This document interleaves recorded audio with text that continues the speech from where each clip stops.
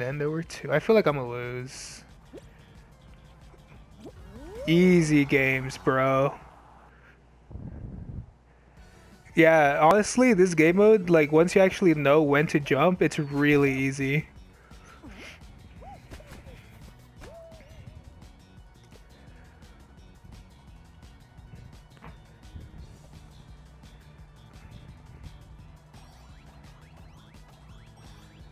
Yeah, dude, like, fudge, man. Once you're in the groove of, like, when you know when exactly to jump and when to move back and forth, it feels so good. And I'm so close to that ice cream cone top, which I might never actually rock, but fudge, I feel like I should just, during like this gameplay, just talk about what happened in the latest chapter to actually be able to upload something tomorrow.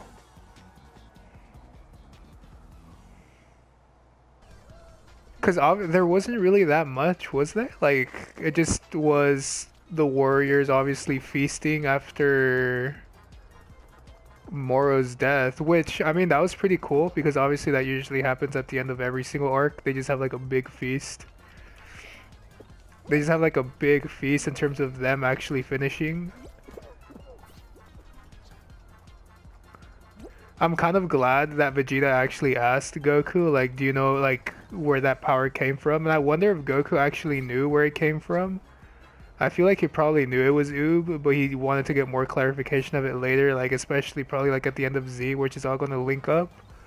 So that was really cool. The one thing that I do find weird, though, is the fact that Majin Buu kind of just forgot that he's the Elder, or is it was like the Grand Supreme Kai? Like his memories of that just went away, which I find weird. I don't know if they're gonna explain that more, or if it's just gonna be like he can't, cause like he was able to tap into it. Now he's just not gonna be able to tap into that memory side of him. That's something that I hopefully they actually bring back and actually touch upon, not just leave it as like, oh, he was able to do it just because of the hypnosis, and then the hypnosis wore off. So hopefully they get to change that.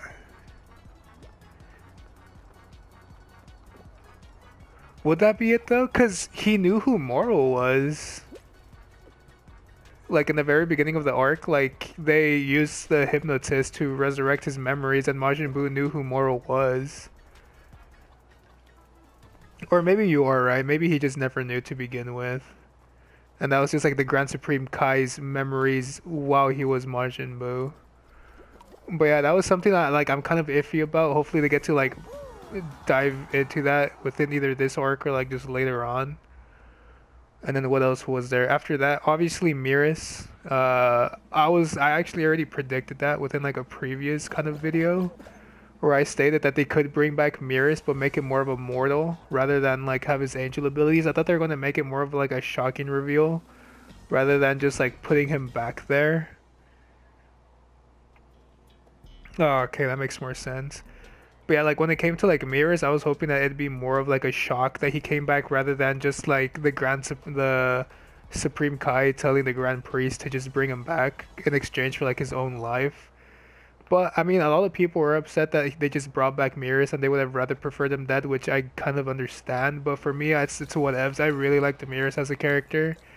And I wonder if he's actually going to be helping Goku more now, or like what is going to be his main role now that he's just a mortal who ages and stuff. Like I wonder if he's still going to have that same wisdom as he did when he was an angel. So that I'm actually really excited about. The punishment, I wish the punishment that they gave Beerus and the Supreme Kai was actually like more heavy. I know a lot of people were also upset about that, as well as myself.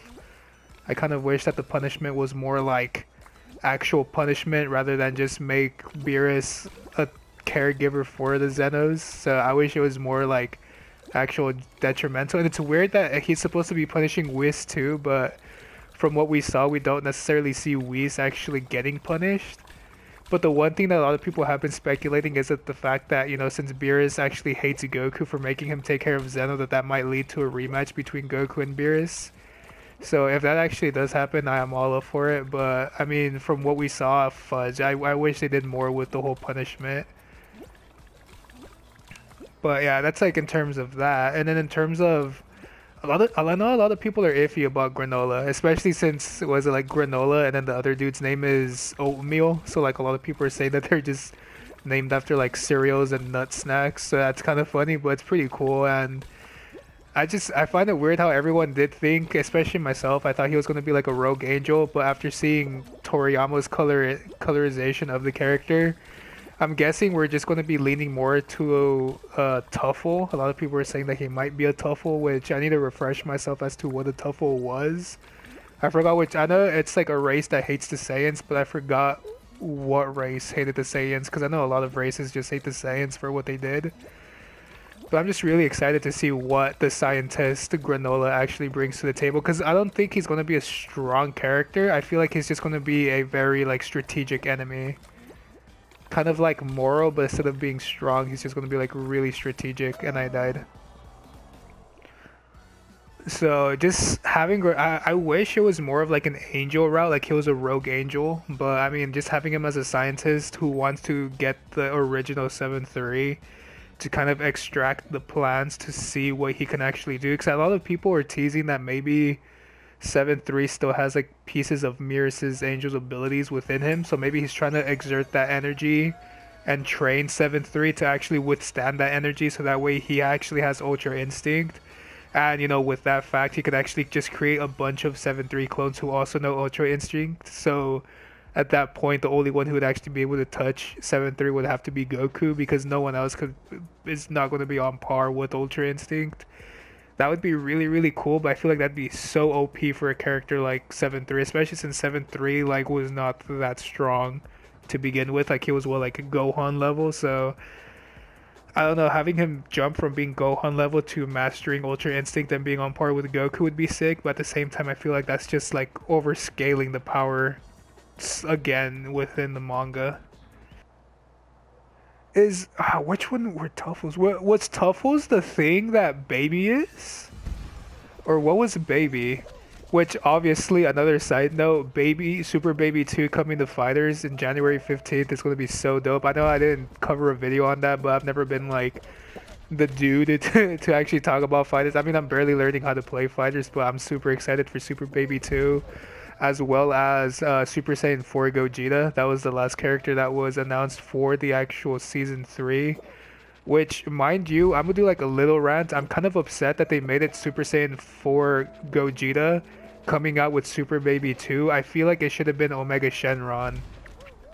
And then like after the Omega Shenron reveal, they lead into a dramatic finish with Super Saiyan 4 Gogeta. I feel like that would have made a lot more sense. But at the same time, I'm still kind of upset that we didn't get Majin Vegeta or Future Gohan. But if they do a Season 4, I'm pretty sure those characters might be coming. But I feel like that's just a missed opportunity, putting Super Baby 2, pairing him with Super Saiyan 4 Gogeta. I feel like they should have done Omega Shenron and Super Saiyan 4 Gogeta. That would have been a better pairing. But yeah, that's Super Baby 2, regardless, looks like an OP character. I really can't wait till January 15th to pick up the character and learn him. And actually showcase good gameplay now that I actually know how to play fighters somewhat. So that's going to be fun. But yeah, in terms of like the actual arc, not the arc, but the actual like chapter that came out, there really wasn't that much. I'm just excited to see what exactly is going to be happening, or like what Granola's intentions actually are with 7-3, because he seemed to be a really powerful dude. Well, not powerful, but he knew where exactly to like hit 7-3, which was his crystals. So he's knowledgeable of what 7-3 is capable of. So I just wonder how strong Granola is. But at the same time, at this point, I feel like it's not about strength. It's more about just how smart the character is in terms of what his main goals are. And who even knows if he is like the actual main villain? Like he could just be another, well, not like, I don't know how to explain it, but like he could be the main villain, but not like the one who does everything. Kind of how like in the Android saga, everyone thought that Dr. Gero was the big bad, but it turns out that he had other, minions like Android 16, 17, 18, Cell, and stuff like that. And plus, we don't even know who Oatmeal is yet either, so maybe Oatmeal could be another big bad as well. There's just so many mysteries, and this chapter really didn't answer that many questions. It literally just did nothing. It just kind of confirmed that Miras was going to be back, but other than that, it really gave us nothing to do with. who Granola is and what his true motives are. Which I'm pretty sure the next chapter is probably going to touch on. I knew that they weren't going to like release everything on the first chapter of the arc. That they're going to like slowly introduce stuff. So I'm cool with that. It's just I wish they could have given us just a little bit more to actually kind of find out. But I'm kind of glad that within the next arc, it seems like we're going to be starting off with like his main motives because it ends with him getting the OG 7-3. So maybe next arc, I mean next chapter, which comes out January 20th, we're going to probably see more, which I'm really excited about.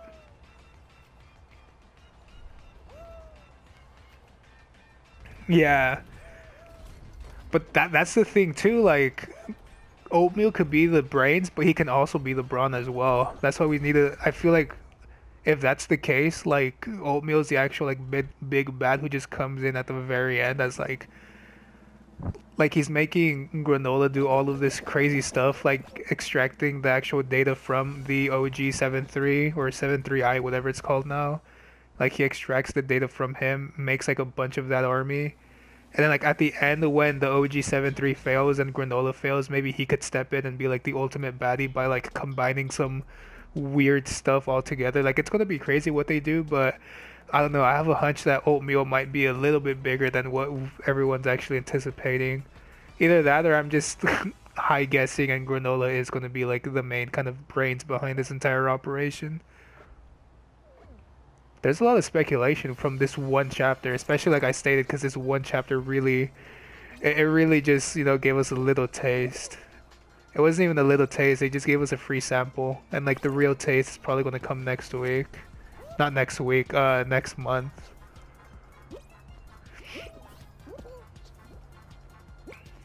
And I'm kind of upset that they didn't announce anything to do with the Dragon Ball Super anime, but it makes sense because I feel like there really isn't that much that they could do with the anime right now.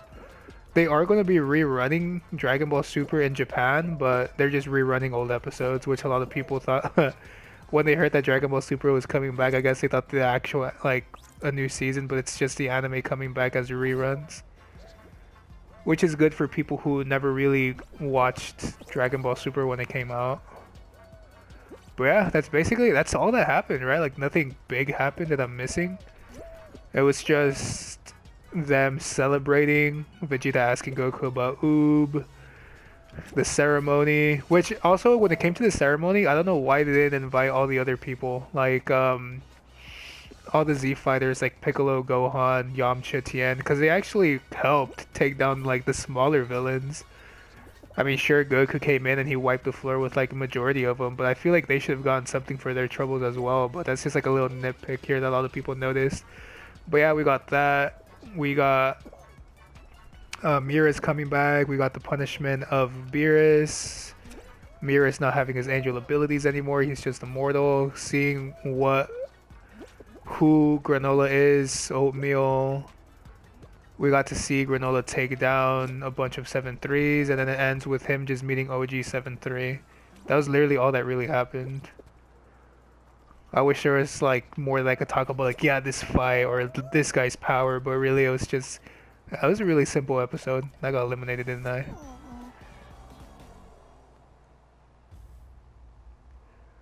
Miras now. Huh.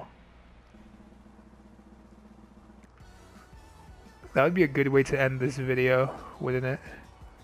How strong is Miras without his angel abilities? How strong was he? Well, I mean, I can't really make that assumption because we didn't get to see full. I know like he was able to be on par with Super Saiyan 3 Goku with his angel.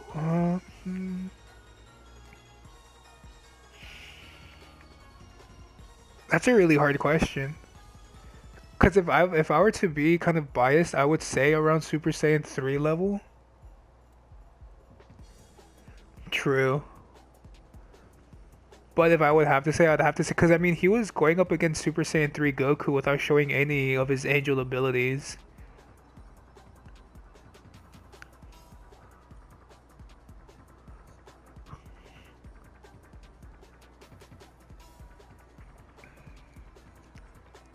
Huh.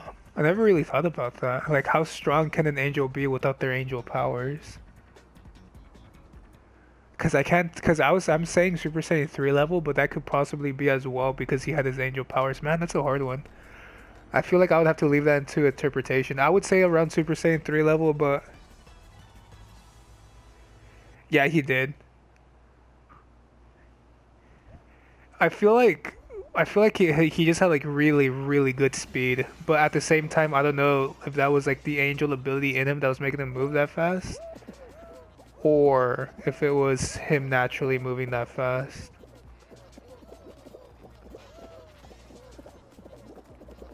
Nonetheless, I'm gonna stick to my gut and I'm gonna say he should be around Super Saiyan 3 level. I might be completely wrong and he could probably be like Yamcha level strength now, but someone like Miras, I feel like they should give him a little bit of a buff to actually make him.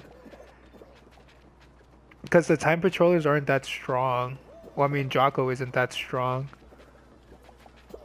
So maybe he'll. I feel like Miras would be more of like a tactician type of character, kind of like Master Roshi, where he's not that strong, but he's really smart in terms of combat and knowledge.